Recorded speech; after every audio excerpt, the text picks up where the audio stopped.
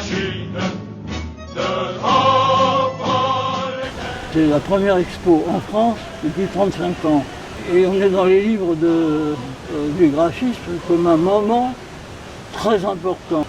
Larousse dit à renouveler l'image du PCF et l'image de la CGT.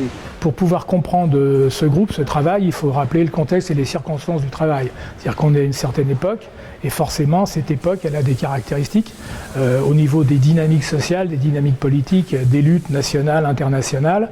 On est des jeunes militants communistes. C'est un peu l'âge d'or de l'affiche, cette période.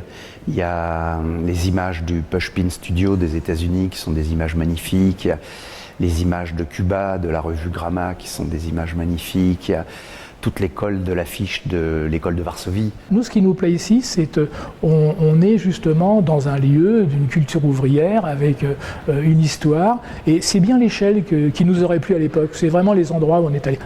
Et là, je trouve qu'on est à l'échelle. Voilà ce qu'on aurait fait. On aurait fait un travail avec les gens, les personnes. Donc ça nous plaît bien de pouvoir remettre en jeu et remettre en histoire notre travail. On a mis ensemble 80 affiches.